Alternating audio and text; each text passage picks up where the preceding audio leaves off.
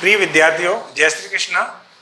मैं विवेक शर्मा, महादेव विद्या मंदिर senior secondary school की ऑनलाइन क्लासेज में आपका हार्दिक स्वागत करता हूं।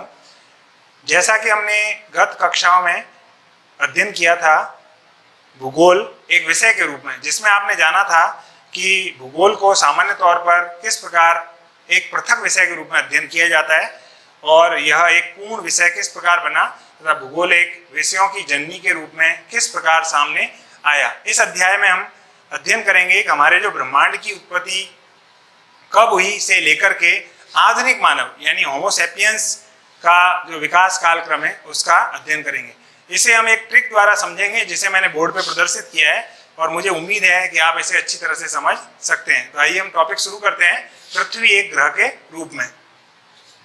इसमें हम पढ़ेंगे कि सबसे पहले ब्रह्मांड की उत्पत्ति जो है वह आज से 13.7 अरब वर्ष पूर्व हुई थी। इसके बारे में जो आगे अध्याय आएंगे बिग बैंग थ्योरी यानी ब्रह्मांडीय विस्तार परिकल्पना के अंतर्गत हम इसे पढ़ेंगे, लेकिन सामान्य तौर पर हमें यह पता होना चाहिए कि ब्रह्मांड की उत्पत्ति कब हुई थी। तो ब्रह्मांड की उत्पत्ति 13.7 अरब वर्ष पूर्व हुई थी। उसके बाद में जो ब्रह्मांड का विस्तार प्रारंभ हुआ, जो एक निहारिका यानी नेबुला यानी जो धूल कण व गैसों का हाइड्रोजन हीलियम का गुच्छा था उसके रूप में विकसित हुआ, जो धीरे धीरे विकसित होकर के एक आकाश गंगा बनी। आकाश गंगा का ही सौरमंडल एक भाग है, यानी सौरमंडल की जो जननी है वह आकाश गंगा होती है, जननी सौरमंडल की।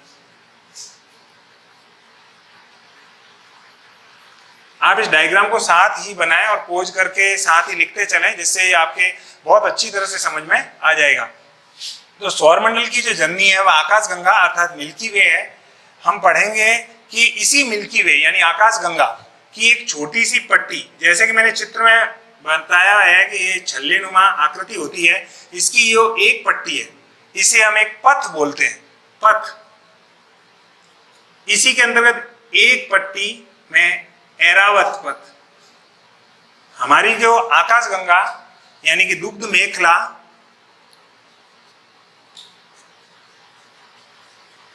मंदाकिनी द्वार, जिसका नाम मंदाकिनी है, के अंतर्गत हमारा सौरमंडल स्थित है। एक आकाश गंगा में अरबों सौरमंडल पाए जाते हैं और हमारे इस पथ का नाम ऐरावत पथ है। यानी जो हमारा सौरमंडल है वो आज से लगभग 10 अरब वर्ष पूर्व 10 अरब वर्ष पूर्व निर्मित हुआ था। उसके पश्चात जो हमारा सूर्य है उसका निर्माण हुआ, फिर हमारे जो सौरमंडल का निर्माण हुआ वो मैंने आपको बताया कि 10 अरब वर्ष पूर्व हुआ, और हमारा जो सूर्य है वह बना था आज से लगभग 5.6 अरब वर्ष पूर्व। कुछ पुस्तकों में 5 से 6 अरब भी दिया हुआ है, तो दोनों ही सही हैं।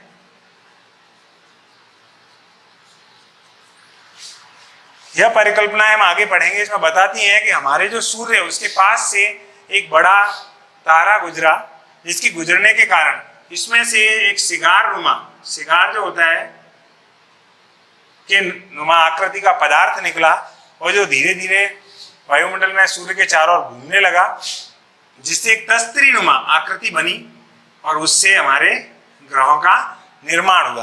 तो जिससे हमारे ग्रह पृथ्वी का निर्माण हुआ उसका टाइमिंग पीरियड था 4.6 अरब वर्ष पूर्व। प्रारंभ में सभी ग्रह जो हैं वह तप्त गर्म तरल अवस्था में थे और वीरान थे। इसके पश्चात धीरे धीरे ग्रहों का निर्माण होने के बाद में फिर हमारी पृथ्वी के पास से होकर के एक मंगल ग्रह के बराबर बड़ा तारा गुजरा और पृथ्वी से टकराया।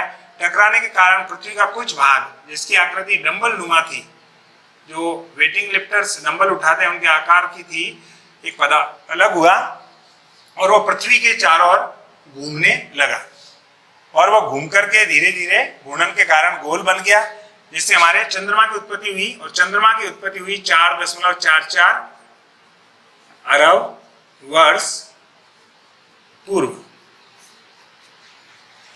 इसके पश्चात चंद्रमा के अलग होने के बाद पृथ्वी के धरातल पर जो गर्त बन गए तथा चंद्रमा के अलग होने से पृथ्वी का तापमान बढ़ा तथा वायुमंडल में बादल बने और वर्षा हुई, और वह वर्षा उन गड्ढों में भर गई, जिससे पृथ्वी पर महासागरों की उत्पत्ति हुई।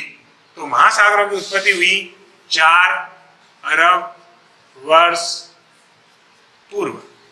इन्हें हम 400 करोड़ या 4 अरब भी कह सकते हैं। इसके पश्चात महासागरों में जल होने के कारण उसमें काई के रूप में, यानी ब्लू ग्रीन एल्गी, यानी नील हरित शैवाल के रूप में जीवन की उत्पत्ति हुई। आपने देखा होगा किसी जगह पानी भरा रहता है तो उसके किनारों पर काई उत्पन्न हो जाती है, उसके रूप में जीवन की उत्पत्ति हुई। उन हरी शैवाल ने सूर्य के प्रकाश के साथ फोटोसिंथेसिस प्रोसेस किया, प्रकाश संश्लेषण की क्रिया। तो प्रकाश संश्लेषण की क्रिया जो है वो 250 से 300 करोड़ या 2.5 से 3 अरब वर्ष पूर्व हुई, और जिससे वनस्पति ने वायुमंडल में ऑक्सीजन विमुक्त की, और हमारा वायुमंडल जो है वह लगभग 200 करोड़ वर्ष पूर्व ऑक्सीजन से भर गया। इसके पश्चात वायुमंडल में ऑक्सीजन पूर्ण रूप से हो गई, तो यह कालक्रम जीव जंतुओं के लिए बहुत ही सुगम था। तो इसके पश्चात वर्तमान से 20 लाख वर्ष पूर्व 20 लाख वर्ष पूर्व आदि मानव की उत्पत्ति हुई, और वर्तमान मानव यानी कि हम होमोसेपियंस की उत्पत्ति आज से लगभग 10,000 वर्ष पूर्व तक मानी जाती है। अभी मैं आपको इसको सिस्टमेटिक लिखवाऊंगा, लेकिन मुझे उम्मीद है आपको ये अच्छी तरह से समझ में आ गया होगा। तो हम सिस्टमेटिक रूप से लिखेंगे। अब मैं आपको इसको लिखित के रूप में समझा दूं। अभी हमने डायग्राम के तौर पर समझा था। सबसे पहले ब्रह्मांड की उत्पत्ति, तो ब्रह्मांड की उत्पत्ति आज से 13.7 अरब वर्ष पूर्व हुई थी। उसके पश्चात सौरमंडल जो है उसकी उत्पत्ति 10 अरब वर्ष पूर्व हुई। उसके बाद में सूर्य या तारों की उत्पत्ति 5 से 6 अरब वर्ष पूर्व हुई, और सौरमंडल से फिर हमारे ग्रह यानी पृथ्वी आदि बने, जिनकी उत्पत्ति 4.6 अरब वर्ष पूर्व या 460 करोड़ वर्ष पूर्व हुई। उसके बाद में द गेंट इम्पैक्ट प्रोसेस के द्वारा चंद्रमा की उत्पत्ति हुई, जो कि 4.44 अरब वर्ष पूर्व हुई। उसके पश्चात पृथ्वी के गड्ढों में जल भरने के कारण महासागरों की उत्पत्ति हुई, जो आज से लगभग 4 अरब वर्ष पूर्व हुई। उसके पश्चात नील हरित शैवाल के रूप में जीवन की उत्पत्ति हुई, जो 380 करोड़ वर्ष पूर्व हुई।